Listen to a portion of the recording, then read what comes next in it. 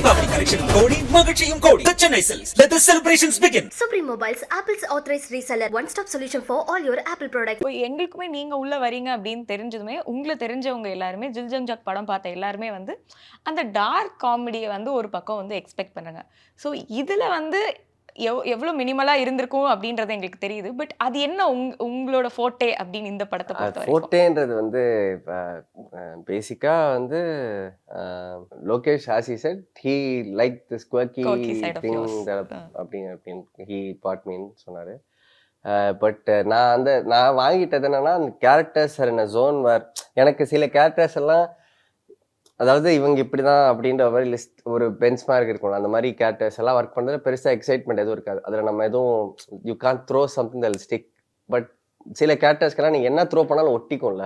தில் ஜங் ஜக் பிஃபோர் வாட்சிங் லிவ் அப்படின்னு அப்படி சொன்னீங்கன்னா தில் ஜங் ஜக் பார்த்துட்டு இந்த படம் பார்த்தீங்கன்னா இது இவன் தான் எழுதியிருப்பான் அப்படின்ற மாதிரி சில தெரிஞ்சிடும். என்னெல்லாம் அட்வான்டேஜஸ் இருக்கு இப்போ ஒரு மல்டிபிள் பிரெயின்ஸ் ஒரே ப்ராஜெக்டுக்குள்ள வந்து ஒர்க் பண்ணும்போது?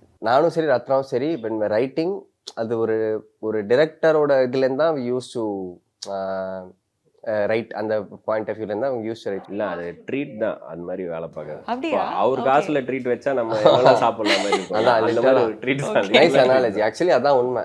ஏன்னா இப்போ நம்ம ஒன்று எழுதுறோம், நம்ம தான் அதை டைரக்ட் பண்ண போறோம்னா அந்த எழுதும் போதே அந்த டேரக்டர் ப்ரெஷர் சேர்ந்து வந்துடும்ல.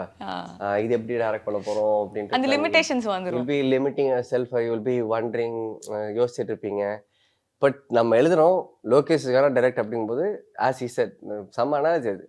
அவன் ட்ரீட்ல நம்ம சாப்பிட்ற மாதிரி தான். So we can write whatever you want because he's gonna be the one who's gonna அது ஸ்க்ரீனுக்கு எடுத்துகிட்டு போகிற வேலை. That's is. ஸோ இப்போ 2-3 இப்போ கிட்டத்தட்ட 3வது 4வது படம் இது. ஸோ அதனால எவ்வளோ தூரம் நம்ம அந்த ரூட்லேயே போகாமல் லைட்டாக வெளியே போயிட்டு வரலான்றது தெரியும். இதுக்கு மேலே போனோன்னா அவன் மொத்தமாக தூக்கி போட்டுருவான்.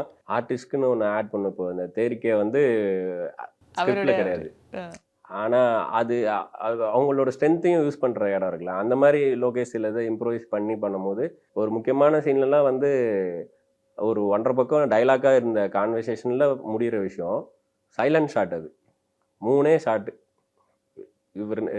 இவர் அவருன்னு தான் சொல்லுவேன். ஒரு கேரக்டர் நிற்குது, அந்த கேரக்டர் இன்னொரு கேரக்டர் பார்க்குது, அதுக்கப்புறம் இன்னொரு கேரக்டரை பார்த்து சரி நான் அதை பண்ணுறேன்ற மாதிரி சொல்லுது. மொத்தமும் எக்ஸ்பிரஷன்லேயே முடிஞ்சிச்சு. இவங்க ஏன் வந்தாங்க, இவர் என்ன கேட்டார், அப்புறம் இவங்ககிட்ட என்ன சொன்னாங்க, எல்லாமே முடிஞ்சிச்சு. நெக்ஸ்ட் சீனில் வந்து எல்லாமே கன்வைடு இங்கே என்ன நடந்திருக்குன்றது. அதெல்லாம் தான் லோகேஷ் பண்ண. இதுவும் ஐ மீன் ரைட்டிங் ஸ்டேஜ்லேயே நடக்கக்கூடிய விஷயம் தான். பட் ரொம்ப இங்கேயே நம்ம அப்படியே எல்லாத்தையும் செதுக்கிட்டு போனோம் அப்படின்னா அங்கே கொஞ்சமாவது ப்ரீத் பண்ணுவோம். ப்ரீத் பண்ண விட்டால் தான் அது ஒரு ஃபார்மை தேடிக்கும். அதனால் முடிஞ்ச அளவுக்கு லேட்டாக தான் சீன் பேப்பர் கொடுக்கறது. ப்ளூ பிரிண்ட்லேயே செங்கல் கட்டி சிமெண்ட் போட்டெல்லாம் கொடுக்க முடியாது. லூஸாக விட்டு அப்படியே கொடுத்துட்டு ஒரு டிஃப்ரென்ஸ் ஆஃப் ஒப்பீனியன் இப்படி வச்சுக்கலாம் அப்படி பண்ணலாம் அப்படின்ற மாதிரி இல்லை. டிஃப்ரென்ஸ் ஆஃப் ஒப்பீனியன் இருக்காது, கலெக்டிவ் ஒப்பீனியன்ஸ் தான் இருக்கும். அதான் there's no difference of opinion because at the end of the day we're all working for the story தான் ஒர்க் பண்ணுறோம். ஸோ இல்லை எப்போவுமே இல்லை ஒர்க் ஆகுதாடா அதிகமாக லோகேஷ் யூஸ் பண்ண வார்த்தை வந்து ஒர்க் ஆகுதாடா. அதிகமாக அணி யூஸ் பண்ண வார்த்தை வந்து பிளாஸ்ட், நியூக்ளியர் பிளாஸ்ட். அந்த மாதிரி இவங்க 2 பேரும் இப்போ எப்போவுமே அந்த கேள்வி கேட்டே இருப்பாங்க. பேக் ஆஃப் த மைண்ட் வந்து ஒர்க் ஆகுதா எப்படி இருக்குது, என்ன சொன்னாங்க. இப்போது இந்த படத்துக்கு சென்சார் ஸ்கிரிப்ட் எழுதுறவருக்கு நீங்கள் அவர் மட்டும் தான் இன்டர்வியூ பண்ணலன்னு நினைக்கிறேன். அவர் சொல்ல மாட்டார் எதுவுமே. அவர் வந்து ஃபஸ்ட் டைம் வெளியிலேருந்து ஒருத்தர் படம் பார்க்குறாரு. அவருக்கு ஒரு ரெஃபரன்ஸ் ஃபைல் தான் போயிருக்கும். ஐ மீன் டைலாக்ஸ்லாம் க்ளீனாக இருக்கும், பிக்சர் அதே தான் இருக்கும், ஆனால் கிரேடடாக அந்த மாதிரிலாம் இருக்காது. அவர் பார்த்துட்டு என்னோட 3 படங்களுக்கு அவர் தான். ஸோ எனக்கு கால் பண்ணார், தலைவா படம் பார்த்துட்டேன், செம்மையாக இருக்குது அப்படின்னு பேசிட்டுருக்காரு. நான் அப்போ தான் லோகேஷோட அடுத்த படம் போகிற ஆஃபீஸில் அன்றைக்கி தான் இந்த மொதல் நாள் அது போயிட்டு ரிட்டர்ன் போய் காரில் ஏறி உட்காடுறோம். அப்போது தான் கால் வந்துச்சு. நான் பேசிகிட்டே இருக்கும்போதே ஸ்பீக்கரில் போடுன்னு சொன்னேன், ஸ்பீக்கர்லேயும் போட்டேன்.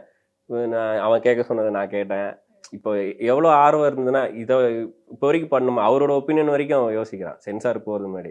அது ஸ்பீக்கரில் போட சொல்லிட்டு அவனா கான்ஷியஸாக பேசுகிறார். என்கிட்டனா இவர் ஓப்பனாக பேசுகிறோம்ல, இது கேட்கல அது எப்படி இருந்துச்சுங்க, இது எப்படின்னு சொல்ல அப்படியே கேட்டோமா ஓரளவுக்கு முக்கால்வாசி. அதாவது சொல்கிற எல்லாமே பாசிட்டிவாக வரல. அவனுக்கு கான்ஃபிடன்ஸ் என்கிட்ட கொடுக்குறேன்னு சொல்லி இப்போ நான் பேசுகிறேன்னு சொல்லி வாங்கி அதுக்கப்புறம் அவனாக பேசினோடனே அவருக்கு கண்ணு கலங்கிலாம் சொல்லிட்டேன். நான் இப்போ ஒரு சீன் சொன்னேன், அந்த சீனு அதெல்லாம் சொல்லிட்டு இன்னொருத்தர் நடிக்க முடியும்னா கமல் சார் தான். அவர் கமல் சார் பயங்கரமான ஃபேனு. இவங்க 2 பேரும் வச்சு ஒரு இன்டர்வியூ எடுக்கலாம். அவ்வளோ த்ரிவியா 2 பேரும் வச்சுருப்பாங்க, இதை பற்றி அதை பற்றின்னு. இவங்க 2 பேர் பேசிக்கிறாங்க. அவர் அவ்வளோ அங்கேயும் இல்லை, அவர் சாலிடாக இந்த ஒன்றை மட்டும் நீங்கள் பண்ணாமல் இருந்தால் கூட நல்லா இருக்கும்னு எனக்கு தோணுதுன்னு அவர் ஸ்ட்ரைட்டாக சொல்கிறார் லோகேஷ்கிட்ட. லோகேஷ் அது உட்காந்து 10 நிமிஷம் காலவர் எக்ஸ்ப்ளனேஷனு. அப்புறம் மியூசிக்காக பண்ண வேலை அது. நீங்கள் மியூசிக் இல்லாமல் பார்க்குறீங்க, மியூசிக்கோடு நான் திரும்ப உங்களுக்கு காமிப்பேன், அப்பவும் உங்களுக்கு தோணுதான்னு சொல்லுங்கன்ற அளவுக்கு இன்னமும் அவர்கிட்ட அப்புறம் கடைசியாக அவர்கிட்ட எப்போ பேசினாரா, எப்போ மியூசிக் இப்போ முடிஞ்சிடுச்சு இப்போ காட்டணும் அப்படின்லாம் சொல்லியிருந்தேன். நான் தான் அவர்கிட்டையும் சொன்னேன், உங்களுக்கு படம் எப்படி லோகேஷ் என்கிட்ட கேட்டேன். நான் படம் பார்த்தது ரெஃபரன்ஸ் மியூசிக் தான் பார்த்ததும் உனக்கு எப்படி இருந்துச்சு படம் அப்படின்னு கேட்டேன். நான் அணி மியூசிக் இல்லாமலே நல்லா இருக்கு அப்படின்னேன். ஏன் இதை நான் வந்து காம்ப்ளிமெண்டாக தான் சொல்கிறேன். ஏன்னா லோகேஷ் எப்போ சொல்லும் போதும் இல்லை, கதை நரேட் பண்ணும்போது இல்லை, செம்மையாக இருக்கட்டும் அந்த சீன் மட்டும் இப்படி இருக்கும்ல இன்ட்ரோவில் அப்படிலாம் சொன்னல, நம்ம எல்லாம் பண்ணி வச்சிருது விடு, அதெல்லாம் மேலே அணின்னு ஒரு ராட்சசா ஒன்று பண்ணுவான், அதுக்கப்புறம் எப்படி இருக்கும் அப்படி மாஸ்டர்லேருந்தே இதை சொல்லிட்டே இருப்பான் ஒவ்வொரு படத்துக்கும் ஏதோ ஒன்று சொல்லுவாங்க. அதை சொன்னனால நான் காம்ப்ளிமெண்ட்டாக இப்படி சொன்னேன். அதுக்கு முன்னாடியே இது பயங்கரமா இருக்கு. ஸோ அது இன்னும் அடுத்த லெவலில் எலிவேட் பண்ண போகுது அப்படின்னு.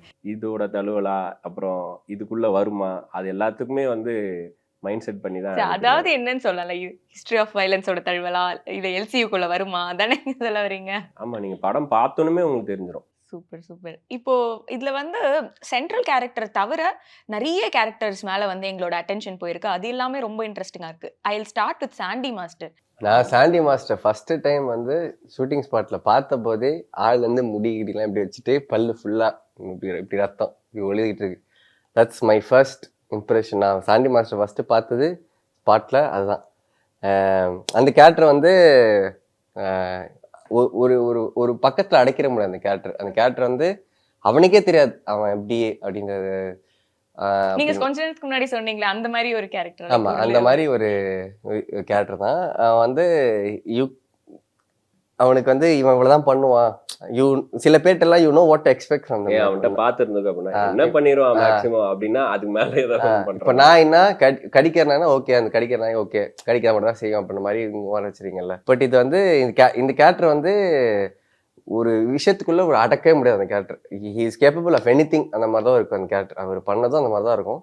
அவர் நல்லா உள்வாங்கி பண்ணியிருக்காரு. நான் எழுதும் போதே எனக்கு வந்து சாண்டி மாஸ்டர் தான். ஏன் குஷியானான்னு கேட்டோம்ல, எவ்வளவு ஆர்வமா சொல்றாங்க. சாண்டி மாஸ்டர் தான் இதை பண்ணுவாங்க. சாண்டி மாஸ்டர் பண்ணா செமையா இருக்கும். ஆனா அவருக்கு கொஞ்சம் he had some இனிபிஷன்ஸ் போல அந்த கேரக்டருக்கு. அதுக்கப்புறம் நாங்கெல்லாம் பேசி அவர் வந்து நீங்கள் பண்ணால் செமையாக இருக்கும், நீங்கள் பண்ணுங்க அப்படின்னு சொல்லி அவரை that's how we made agree to do. So yeah, அவர் கொஞ்சம் புதுசாக இருக்கும். அவங்க வந்து பிக் பாஸ்ல பார்த்த ஜாலியான சாண்டியை வந்து இல்லை, எனக்கு தெரிஞ்ச ரிலீஸ்க்கு அப்புறம் சாண்டி மாஸ்டர் கிட்ட யாராவது நீங்களும் அது பண்ணீங்க? இல்லை நான் கிடையாது. அடுத்தது ஹரோல் தாஸ். அந்த கிளிம்ஸ் பார்க்கும் போதே வந்து பயங்கரமா இருந்தது. அண்ட் ஃபர்ஸ்ட் நாள் அவருக்கும் சாருக்குமான கான்வர்சேஷனே இருக்குன்னா எதிர்க்க ஃபஸ்ட்டு விஜய் சாரோட போர்ஷன் ஃபுல்லாக எடுத்து முடிச்சுட்டு அதுக்கப்புறம் கவுண்ட்ரு அவரோட சஜஷனில் இவர் எடுக்கிறோன்னா, விஜய் சாரோட போர்ஷன் எடுக்கும் போதெல்லாம் அர்ஜுன் சார் இங்கே சேரில் உட்காந்து நடிக்கணும். ஆனால் ஃபேஸ்ட்டு தெரிய போகிறதில்ல, பேக்கில் தான் ஷார்ட் இருக்கும். ஏன்னா விஜய் சாரோட எக்ஸ்பிரஷன் தான் எடுத்துகிட்டு இருக்கும். இதுலேயே வந்து கை எங்கே வைக்கணும், எந்த ஷார்ட்டப்போ இப்படி போகணும், முன்னாடி எங்கே வந்து எதை வந்து பேசணும், இது எல்லாத்தையும் செட் பண்ணிட்டார். அப்போ தானே அந்த சைடு வைக்கும்போது நடிக்கும். ஆப்வியஸாக அப்படி தான் எல்லாம் நடிப்பாங்க.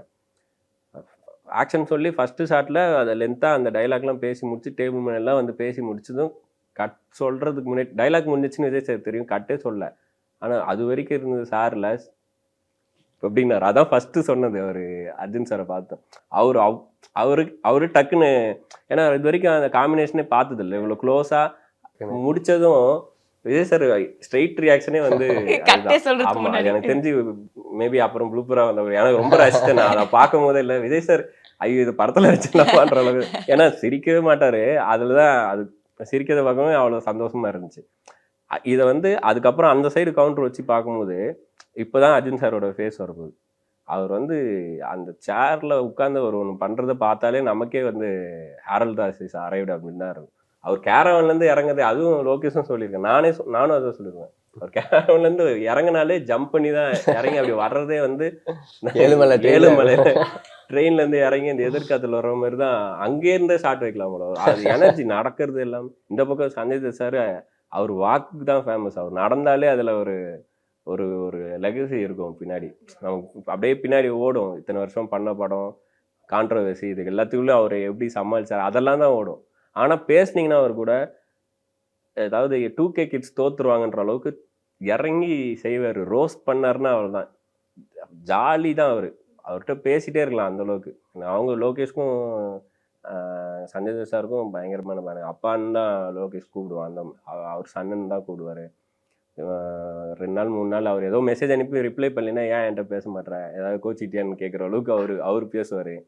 அண்டு பஹல்காமில் ஷூட் பண்ணோம். பஹல்காம் தான் சஞ்சய் தத் சாரோட ஃபஸ்ட்டு படத்தோட ஃபஸ்ட்டு ஷாட் வச்ச இடம். ஃபஸ்ட்டு படத்தில் மட்டும்தான் பஹல்காமில் அவர் நடிச்சிருக்காரு. இத்தனை வருஷம் கழிச்சு திரும்ப ஃபஸ்ட் டைம் போகிறாரு. ஃபஸ்ட் தமிழ் படம், அதுக்கு பஹல்காம் போகிறாரு. அப்போ சொல்லியிருக்காரு. ஸோ இதெல்லாமே வந்து ஒரு பிளெஸிங் தான் நினைக்கிறேன். இப்போ இதுக்கு மேலே வந்து எப்படி ஒன் ஃபேமிலியாக ஃபீலிங் வரும், அதுவாக நடக்கிறது தானே இந்த மாதிரி விஷயம்லாம். அதெல்லாம் லோகேஷ்க்கு நடக்கும், எப்பவுமே நடக்கும். Super. And Vijay sir, Trisha ma'am, இவங்க 2 பேரோட அந்த அந்த காம்போ வந்து one of the celebrated pairs அப்படின்னே சொல்லலாம்.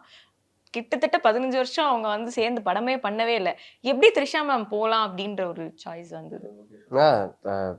லோகேஷ் ஃபர்ஸ்ட்லேயே when he narrated the story, Trisha ma'am சொல்லி தான் ஓகே, கேரக்டர் பேரே இல்லை இருக்காது. ஸ்கிரிப்ட்லயே கூட நாங்க த்ரிஷா ரஃபா ஃபர்ஸ்ட் எழுதுற டிராஃப்ட் எல்லாம் வந்து த்ரிஷா மேம் தான் ஆக்சுவலா போட்டுருந்தோம். பேருக்கு முன்னாடி ஆக்சுவலா கில்லில வர்ற தனலட்சுமி பல வருஷம் கழிச்சு படத்துல இருந்தா ஒரு வாட்டி பேசும்போது சொன்னா அவங்க, ஏன்னா அதுல ரொம்ப சாதாரண ஒரு பொண்ணு, சாதாரண ஒரு பையன், பெருசா வந்து ஒரு சூசன் ஒன், ஒரு ஹீரோ, ஒரு ரிபல் அந்த மாதிரிலாம் இல்லை. அந்த மாதிரி இருக்குல்ல காமா, அந்த மாதிரி மாண்டேஜஸ் யோசிக்கும் போதெல்லாம் அந்த மாதிரி தான்.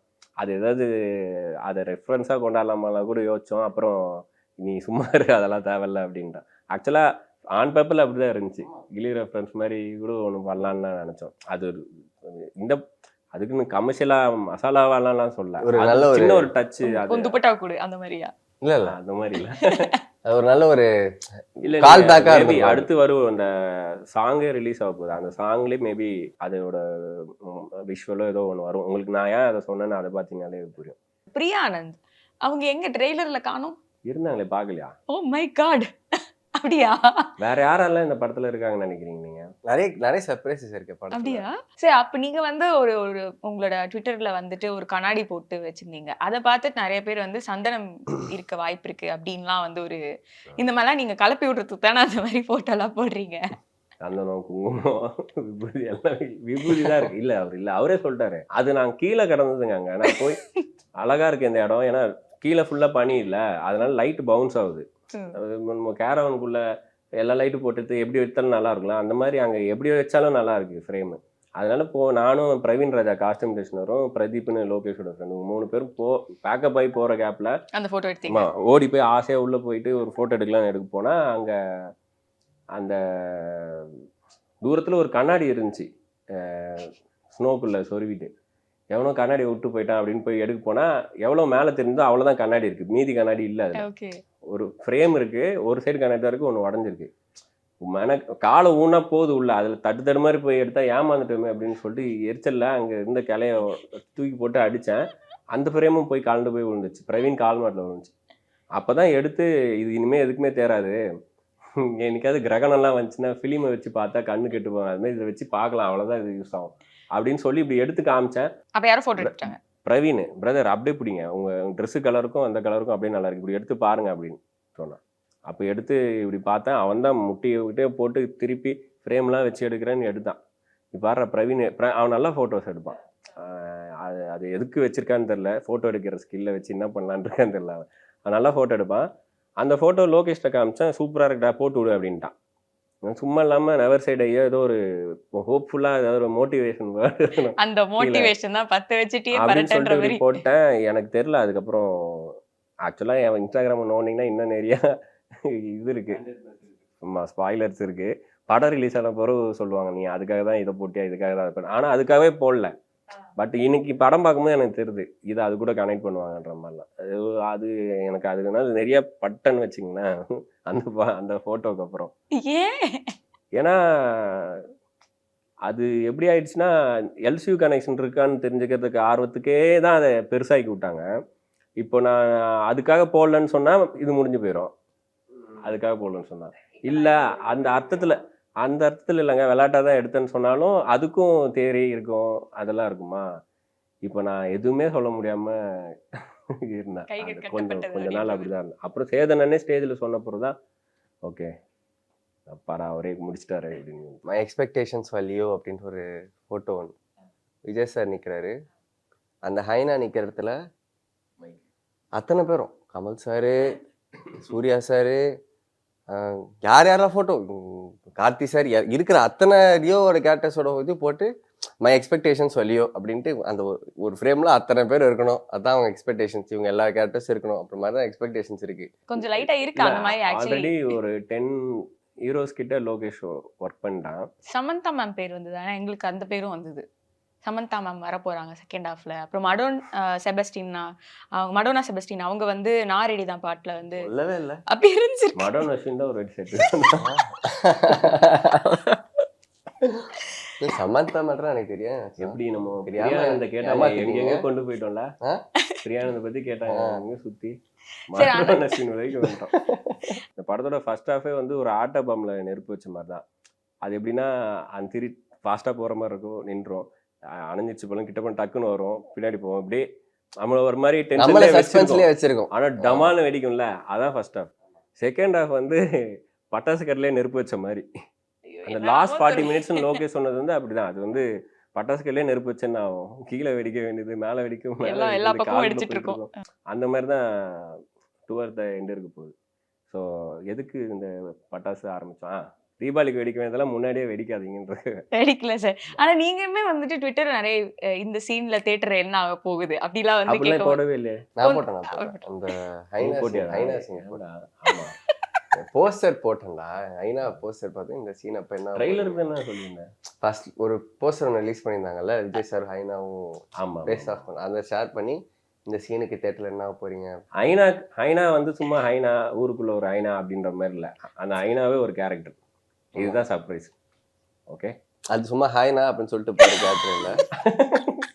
அது வந்து ஆமா அதுக்கு ஒரு கேரக்டருக்கு ஒரு இந்த ரைமிங்கா முடிக்க முடியலையா. ஆமா, அது நல்ல ஒரு வெயிட் இருக்கு, நல்ல ஒரு பர்பஸ் இருக்கு. ஸ்டன்ஸ் வந்து இந்த படத்துல வந்து பயங்கரமா இருக்கு. அண்ட் லோகேஷன் படத்துல எப்பவுமே வந்து அதுக்கான தனி எஃபர்ட்ஸ் வந்து இருக்கும். நேத்திக்கு ஒரு பரத்வாஜ் சாரோட பேசும்போது கூட ஒரு அழகான விஷயம் சொன்னாரு.